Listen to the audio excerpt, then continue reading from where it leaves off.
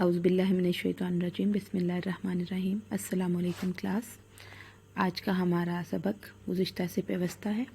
کل ہم نے اکبری کی حماقتیں کا خلاصہ پڑھا تھا، آج ہم اس کی حل لغت دیکھ لیں گے اور کہانی کے اہم عبارات کی وضاحت کریں گے۔ اس کہانی کی جو مشکل الفاظ ہیں ان میں کٹنی یعنی کہ چلاک اور بے ایمان عورت، تبرکات، برکت اس کا مصدر ہے۔ تبرکات ان اشیاء کو کہا جاتا ہے جو مذہبی بزرگوں اور مذہبی شخصیات سے وابستہ ہوتی ہیں اور عموماً برکت کے لیے گھروں میں یا مذہبی عمارات میں رکھی جاتی ہیں۔ مونگے کا دانہ سمندری پتھر مونگا ہوتا ہے جو سیپ اسے کہا جاتا ہے، اور اس کے اندر جو چھوٹا سا موتی نکلتا ہے اسے مونگا کہا جاتا ہے۔ تاڑنا سمجھ لینا، جان جانا، بھانپ جانا۔ کلاوا سوت کا بنا ہوا دھاگا، سوت کہتے ہیں کپاس کے دھاگے سے، کپاس کی روئی سے بنایا گیا دھاگا۔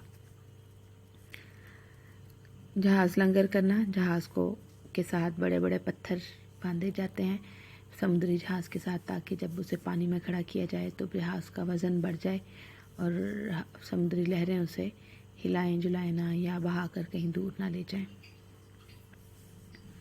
ٹھگنی، ٹھگ کی مؤنث ٹھگنی، دغا باز یا فریبی خاتون۔ پہنچیاں میں وضاحت کر چکی ہوں پچھلے لیکچر میں بھی۔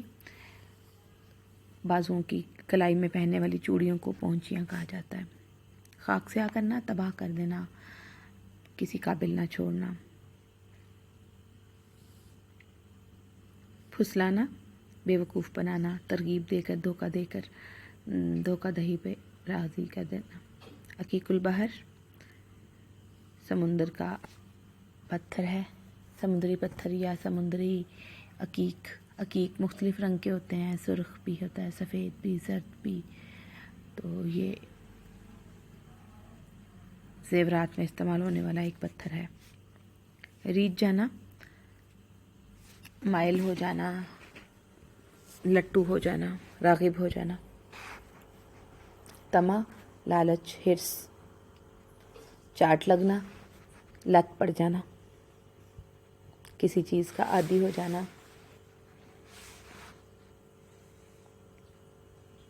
بغارے ڈالنا، چھید ڈال دینا، سوراخ کر دینا۔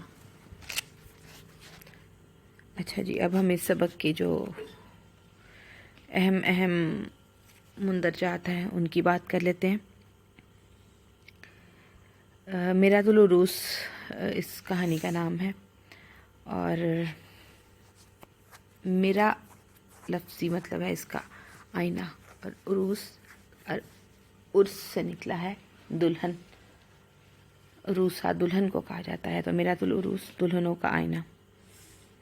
اور کہا جاتا ہے کہ یہ ایک کتاب مولوی نذیر احمد نے اپنی بیٹیوں کی تعلیم و تربیت کے لیے لکھی تھی، تاکہ انہیں گھرداری میں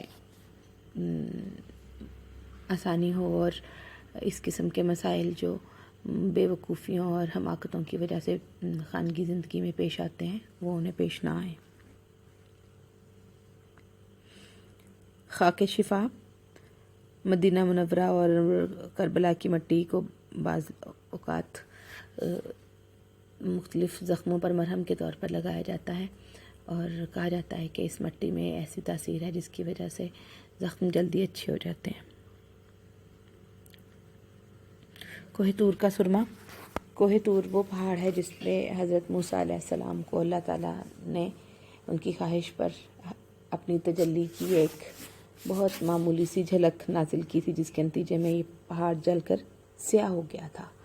تو اس پہاڑ کے پتھر کو کہا جاتا ہے کہ چونکہ اس نے اللہ تعالیٰ کی تجلی کی ایک ہلکی سی جھلک دیکھ رکھی ہے، لہٰذا آنکھوں کی بینائی کے لیے اس کا سرما بہت اکثیر ہے، اور اس پہاڑ کا سرما بہت نایاب اور شفا کے طور پر استعمال کیا جاتا ہے۔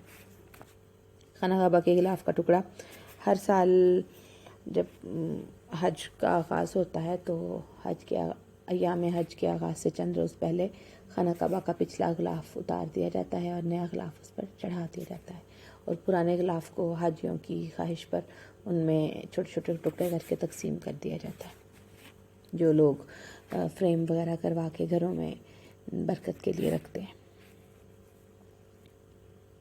ناد علی حضرت علی سے منسوب ایک دعا ہے جو آسیب اور نظر بد سے بچنے کے لیے پڑھی جاتی ہے، اور عموماً تعویذ بھی بنا کر بچوں کو پہنائی جاتی ہے۔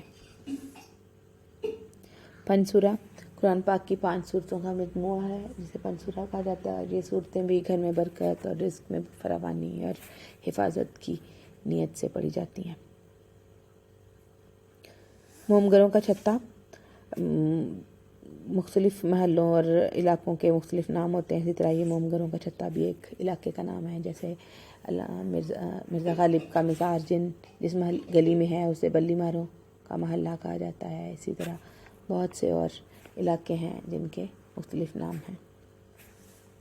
آگرہ انڈیا کا مشہور شہر ہے، اورنگ آباد کا دارالحکومت ہے، اور اس کی وجہ شہرت تاج محل ہے جو شاہ جہاں نے اپنی محبوب بیوی کے مقبرے کے اوپر بنوایا تھا اور علامت عشق کے طور پر جانا جاتا ہے۔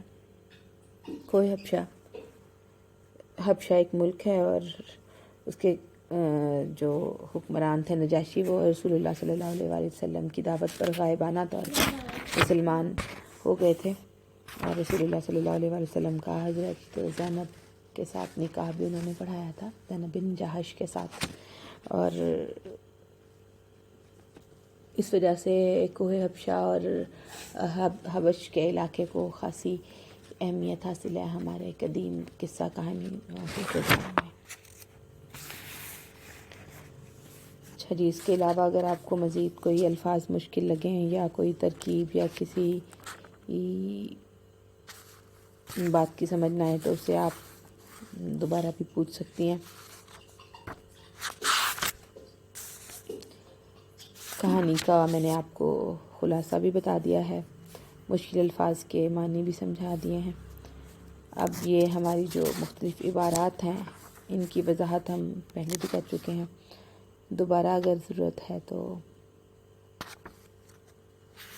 میں اہم پیراگراف جو مجھے لگ رہے ہیں ان میں سے ایک دو کی آپ کو وضاحت کر کے دکھا دیتی ہوں۔